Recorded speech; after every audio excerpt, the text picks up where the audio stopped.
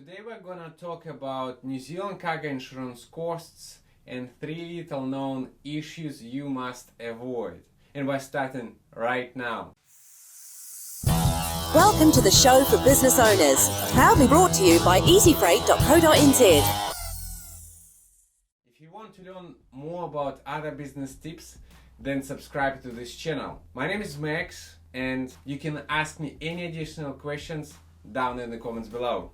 Important things to remember that these are the estimates only, and we're gonna talk mainly about new goods, because if you import or export, say, used personal effects, vehicles, or any perishable goods, the estimates and prices will be much different. Another important factor to remember is that the more goods you send, the cheaper your rate is. And in our case, we're gonna talk about a company that imports roughly about every 3 months. If you import new commercial goods, then you should allow at least 1% of the insured amount. For example, if you import a shipment valued at about 20,000 New Zealand dollars, then your insurance premium is going to be 200 New Zealand dollars. If it's $30,000, then your insurance premium is going to be 300 New Zealand dollars, and so on. However, if you import less than $20,000, or for example $10,000 worth of goods, then your insurance premium is still gonna be 200 New Zealand dollars, because you have to remember, insurance companies, they've got minimum fees to cover their costs.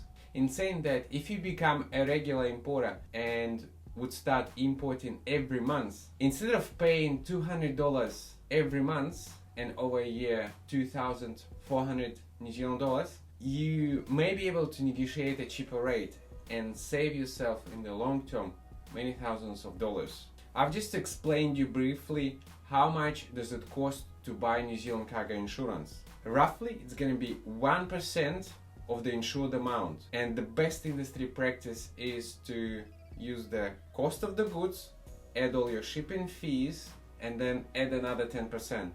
So for example, if the cost of the goods is $25,000 and your shipping fee is $5,000, in total that's $30,000, then add another 10% on top, so that's another $3,000. So your insured amount should be $33,000. 1% of that is 330 New Zealand dollars. So that's your insurance premium.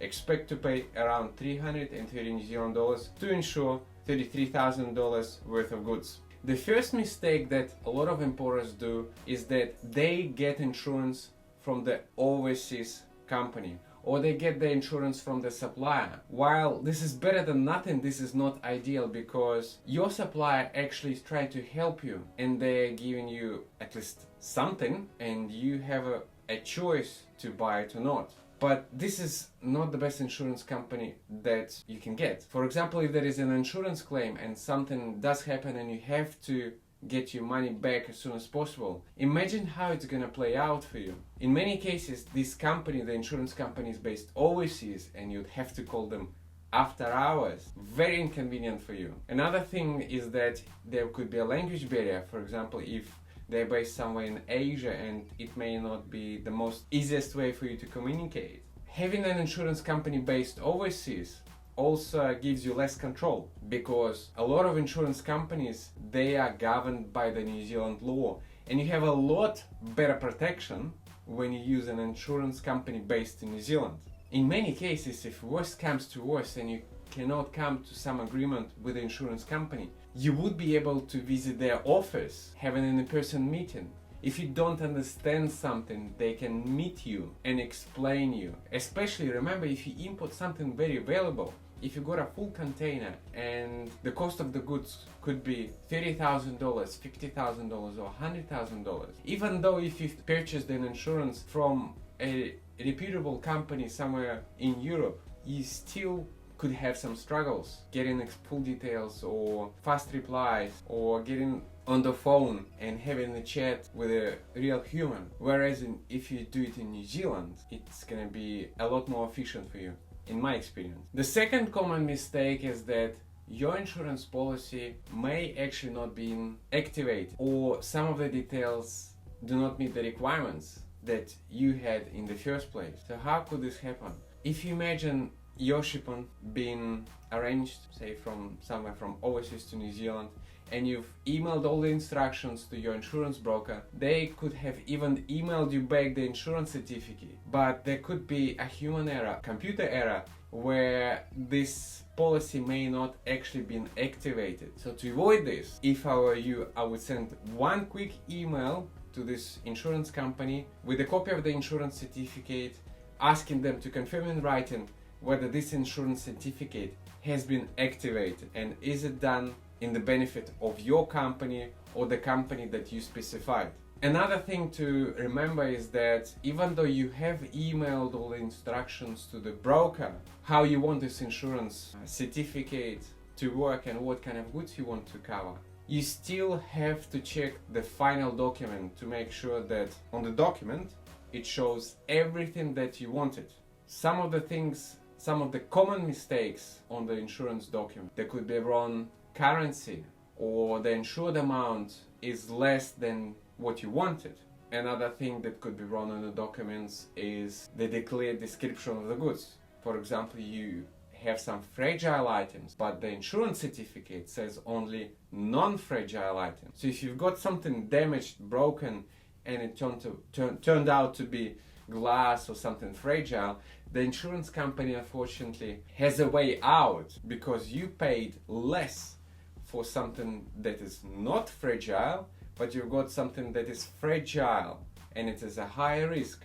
So you have to be careful, you have to read all the documents. In the end, the insurance broker is the middleman, and even though they're trying to help you, you pay them for a service to do the insurance, but it is, even though you may be able to win the case if you go to court, but nobody wants to go through the court. Everyone wants to avoid mistakes, and it's in everyone's benefit to spend a couple of minutes, double check the insurance certificate, make sure everything is correct. The third mistake that a lot of companies do is that they don't get multiple options with different excess amounts. The excess is the amount you have to pay towards your insurance claim. For example, if you insure a full container valued at $100,000, and you could select a zero excess and pay, for example, $1,000 in insurance premium. But if you increase your insurance excess to,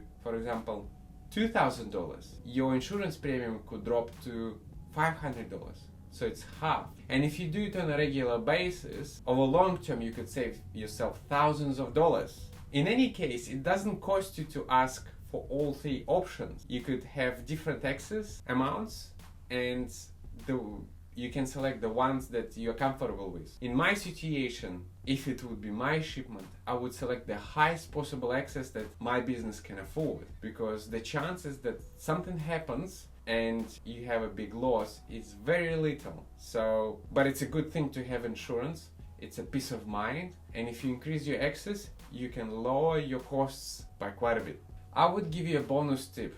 It's gonna be a lot more easier for you, whether you have the insurance or not, is to take photos of the goods while it is still in the factory of your supplier, because you have a lot better chance to show to the insurance company or to your freight forwarder of the conditions of the goods before it was damaged, if it was damaged. In some cases, the insurance company or the freight forwarder or the warehouse could blame the importer or the exporter, saying, hey, well, we have already received these goods and they were damaged, or your supplier didn't package them properly. However, if you had the photos, it's going to be a solid proof for you to show them that no, you've got proper packaging, your goods were not damaged, and it's going to speed up your resolution process. If you enjoyed this information, please subscribe to this channel, hit the like button, and ask any questions down in the comments below.